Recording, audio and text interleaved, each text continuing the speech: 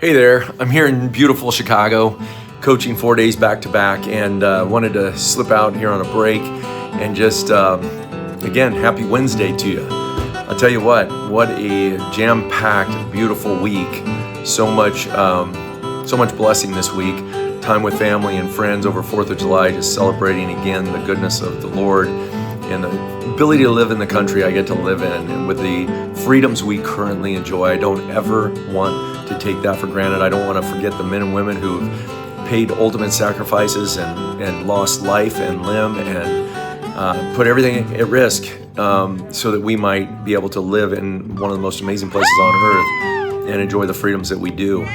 Getting together with friends and games, and just seeing my daughter Kelsey step into this role as a leader, a party planner, and engaging all of us in such a powerful way was absolutely a blast.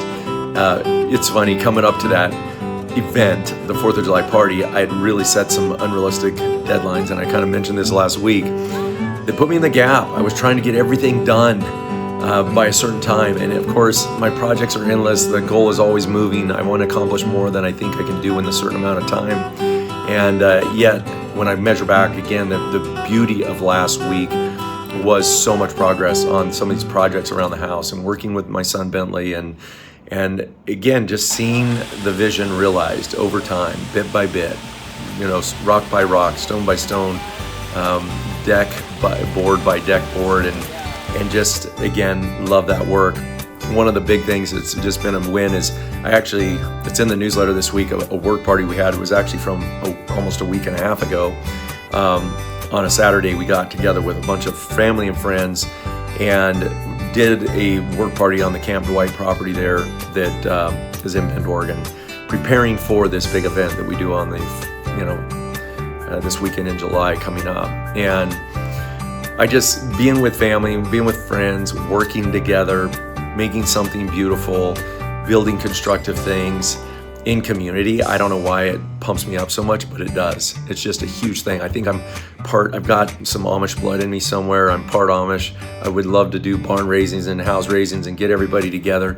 To me, I'm just such a simple guy that doing the simplest of things, working, eating food, being together is an absolute joy, and it fills my cup like few things do. And I want to pay attention to these things, that in a world full of challenge and dangers and threats and bad news and hard things, what are those simple things that bring me so much joy? And that actually happens to be one of them. And so that was just kind of fun.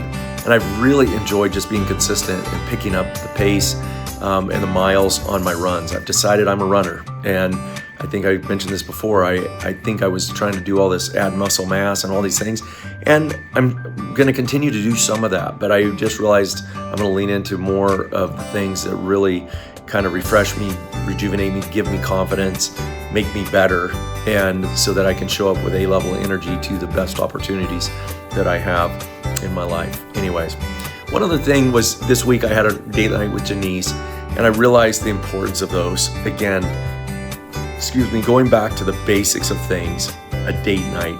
And what inspired me was literally that every week, 2 of my daughters, Chloe and Kinsey, go to these young couples that we know and love, dear friends, and they babysit for them every single week.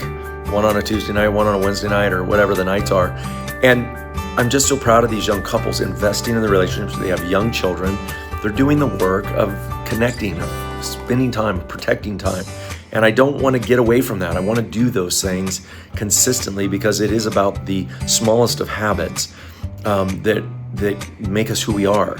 And Janice and I have been very consistent over the years, but yet there's a tendency in the busyness of life with all good things to let some of those things slide. So anyways, wonderful to get some time with her.